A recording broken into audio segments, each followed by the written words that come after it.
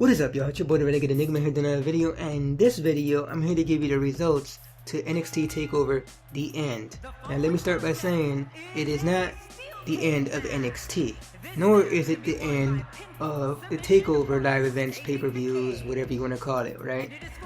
Basically, Triple H basically swerved us by his little tweet on Twitter talking about how NXT Revenge, which it was formerly called, is now called NXT The End.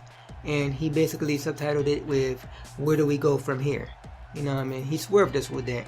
And, you know what I mean, when the pre-show started, you know what I mean, they actually went into, the panel actually went into a conversation, which, what does the end mean? You know what I mean? And they didn't know themselves, you know what I mean? I think everybody was in the dark except for Triple H. You know what I mean?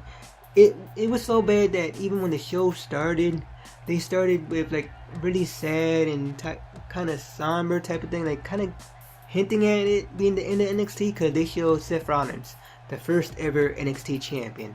They showed Paige, the first ever NXT women's champion. And apparently they showed the Wyatt family, which are apparently the first ever NXT tag team champions. I don't know how correct that last one is, you know what I mean? Comment down below and tell me, but yeah, I could have sworn it was like Neville and Graves or something, which were the first ever tag team champions, but you know, I could be wrong. I didn't follow NXT from like at the beginning. Well, I did when it was like the game show thing, but when it became an actual brand and whatever, like I didn't follow it at first. I think it was on Hulu or something like that. But yeah, onto the show, right? We start off with the debuting Shin, you know, 100, going against Ty Dillinger, the Perfect 10. Obviously, like I said, you're gonna debut, so you're not gonna lose, you know what I mean? So Shin obviously went over the Perfect 10, you know what I mean? And they actually made that joke too, you know what I mean? 100 is 10 times better than 10. So yeah, we have that, you know what I mean? Your winner in his debut match, Shin, right? Next we have for the tag team titles, we have American Alpha, Jason Jordan, and Chad Gable putting their newly won tag team titles on the line against the former champions, the Revival, Scott Dawson and Dash Wilder. And yeah, me and my friends watching this match, it was really good, you know what I mean? Went long in my opinion, you know what I mean? Not that is a bad thing, but I noticed it. I mean, they gave him a lot of time and whatever.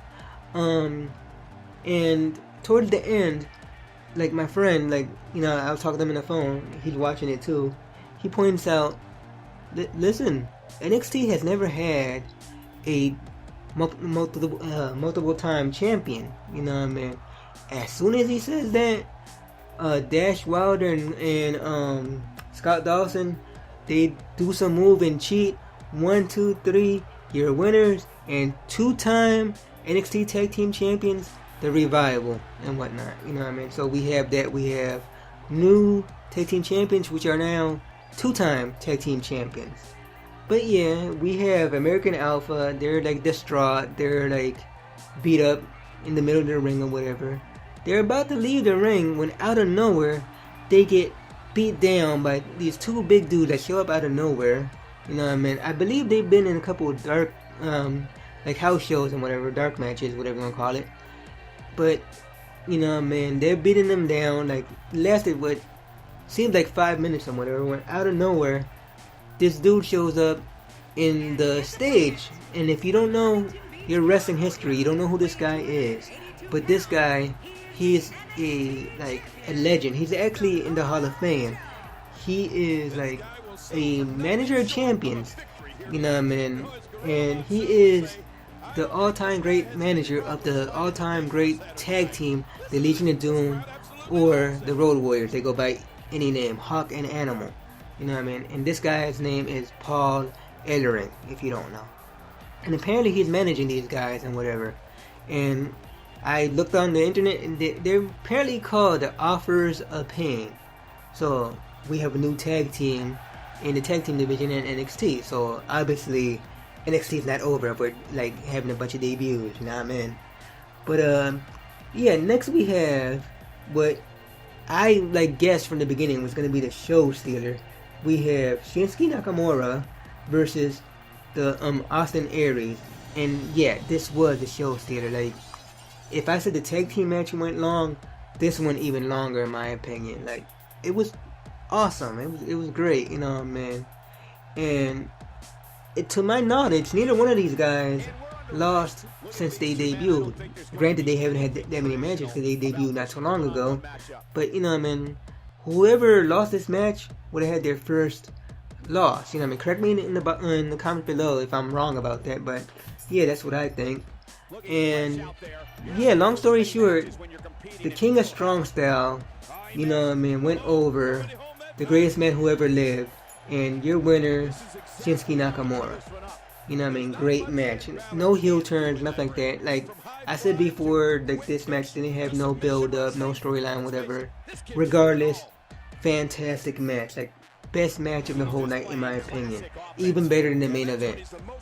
But yeah, next we have for the women's title, NXT women's title, we have the new champion, Asuka, putting her title on the line against Nia Jax. And yeah, like before like the match and whatever, we see Bayley and whatever, and like she shakes hands with Asuka. Asuka looks like she's like a little bit freaked out and whatever. Like there was no reason for like Bayley to be there and whatever, other than maybe like a heel turn or whatever. Maybe she was gonna interfere in this match, you know what I mean? Fortunately, that did not happen, whatever. But regardless, this was a great match, you know what I mean? And like I predicted, you know what I mean, this was gonna be a David and Goliath match, you know what I mean. Nia Jax basically destroyed Asuka throughout this whole match and whatnot. At one point, Asuka actually looked scared of Nia Jax and whatever, but yeah, Asuka like won this first match. I guarantee there's gonna be a couple rematches here, but your winner and still women's champion, Asuka.